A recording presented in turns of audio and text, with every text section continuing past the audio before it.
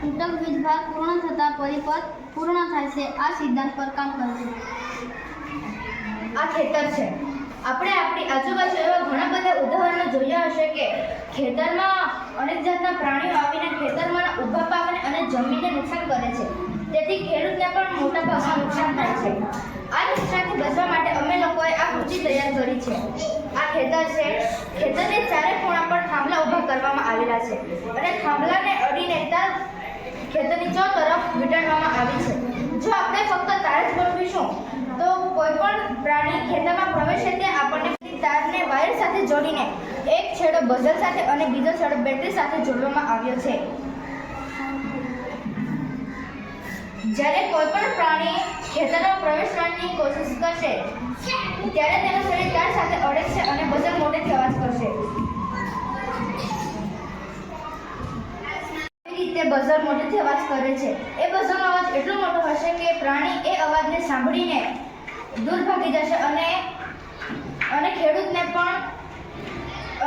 પણ સાવચેત થઈ જશે। થયેલું વર્તુળ મોડેલ બનાવે છે। અહીં આપણે કુદરતી પવન દર્શાવી શકતા નથી એટલા માટે અમે કેન્ડલની મદદથી વિન્ડ ટર્બાઇન ફરશે અને વિદ્યુત દર્શાવશે।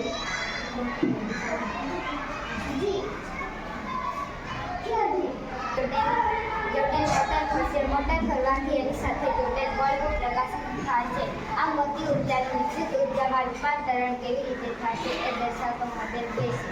મોડેલ નંબર 3 આ વિન્ડ ટર્બાઇન એવા લોકો માટે વરદાન છે જે શહેરમાં રહે છે અને એમાં પણ હાઈ રાઇઝ બિલ્ડિંગમાં રહે છે। જગ્યાના અભાવના કારણે દરેક વ્યક્તિ સોલાર પેનલ લગાવી શકતા નથી। આ માટે હાઈ રાઇઝ બિલ્ડિંગવાળા લોકો માટે વરદાન સાબિત થાય છે। દરેક ફ્લોરવાળા વ્યક્તિ પોતાની બારી પાસે એક કરતાં વધારે વિન્ડ ટર્બાઇન લગાવી વિદ્યુત ઉત્પન્ન કરી પોતાના નાના ઉપકરણો જેવા કે લાઇટ, પંખા, ટીવી વગેરે ચલાવી શકાય છે। એક વિન્ડ ટર્બાઇન 200 વોલ્ટ અને 250 વોલ્ટ જેટલું વિદ્યુત ઉત્પન્ન કરી શકે છે। વ્યક્તિ પોતાની વિદ્યુત જરૂરિયાત પ્રમાણે વિન્ડ ટર્બાઇનનું જોડાણ પોતાના ઘરમાં કરી શકે છે। તેમાં પણ વિન્ડ ટર્બાઇન લગાવી વિદ્યુત ઉત્પન્ન કરી લાઇટ, ફુવારા વગેરે ચલાવી શકાય છે। આવી રીતે વિદ્યુતને આપણે આપણા ઘરમાં વપરાતા ટીવી, લાઇટ, પંખા જેવું કરી શકીએ છીએ।